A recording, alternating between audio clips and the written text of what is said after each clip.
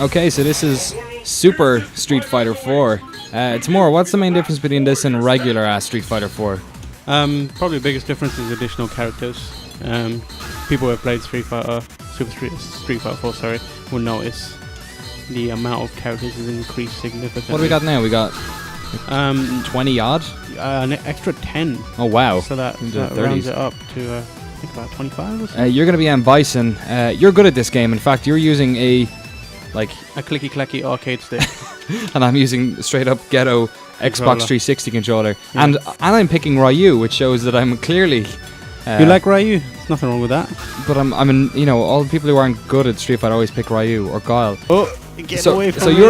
I think the great thing about the two of us playing this is that we encapsulate the two different kinds of people who are considering buying this game. There's you, who are the Street Fighter aficionado who loves these games, and then there's me, who's the guy who played it on the Amiga and I guess on the Mega Drive and somehow won that match.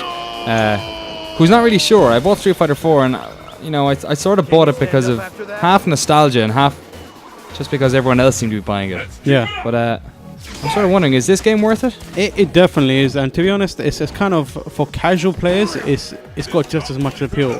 Because the majority of hardcore players will buy it regardless because to stay competitive with others in the scene, they need to play this game because everyone moves on. But it's kind of like it's remade in a way to be more appealing to casual players like yourself. Because it's got the stuff like that people remember as uniquely Street Fighter. Like all the same stuff like characters. the barrels and Dude, that hippopotamus just fell over.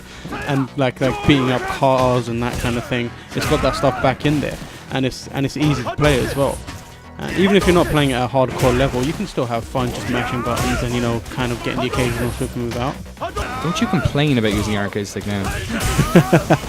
That's the mark of a bad pro player. No! Take that. God, that got close. You just blew that hippo's mind. Lemurs are clapping. They love M. Bison. They're ready for it. They're like the floating man.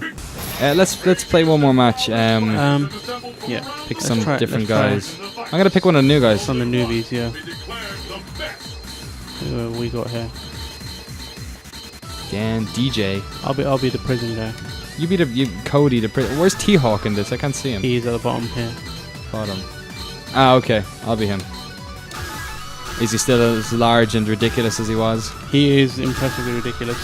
I'm really handicapped. Can I? That's probably not a good idea.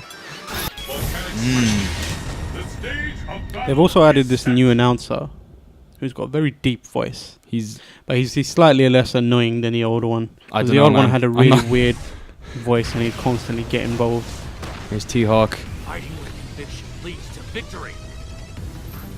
Well now, let's see if we can't do something about. Oh man, he's gonna shank me. Yep. There's a knife on the Look floor. at T-Hawk. Right Look at that. Hands out. Chop. Judo chop. Judo chop. What the hell is that? She put a knife on the ground. Yeah. See, this is more like the Street Fighter experience for me because I have no idea what buttons to press with this guy. So, like, how much time would you put into learning each of the characters' individual moves? Do you use the manual or? No, it's got the inbuilt trial mode, which is basically It's like training, is it? Yeah, kind of. It teaches you the basics of doing a character's unique special moves, and in later levels it will teach you the advanced combos. But for stuff like learning a character, it's more about learning how much damage a certain attack will do, or what kind of situation is good to combo into and that kind of thing. Like just there when I kicked you in the face. Yeah, like that. And the good thing about this is it's got the online features are really, really good now, to the point where you can save a match and rewatch it. Oh, replays, really? Yeah, to kind of learn, what you've done wrong. Is everyone online still like unbelievably talented? Because that's one of the problems I had with Street Fighter 4 is the minute I went online, like as well as I did in easy mode on my own console, the minute I went online I just got the hell kicked out of me. Yeah, it's kind of the same. I mean, but the good thing is it kind of makes playing with friends a lot easier now, because you can jump into a lobby with 5, 6, 7, 8 of your friends and kind of play an endless mode where you just kind of quarter up and winner stays on. Oh, very nice. Get in. You won. That was a gimme.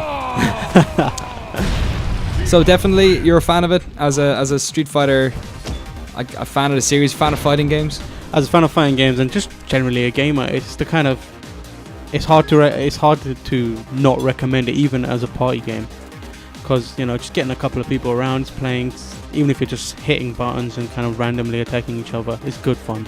I enjoyed this, but I think even for what was it, only $29.99 is it being sold for? I'm still not sure if this is something I'd be willing to get into. I just feel like the last game, if I invested time in it, I'd still wouldn't be good enough.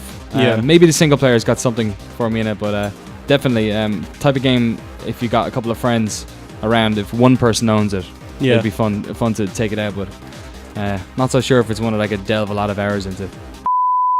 So that's it for Citizen Game Episode 1. If you managed to get this far without shutting us off, then please go that little bit further. Rate, review, subscribe, link, tweet, FaceTube, do whatever. Don't forget as well, we've got the website citizengame.co.uk, where we've got reviews, Citizen Soapbox, and of course our weekly podcast as well. Until then,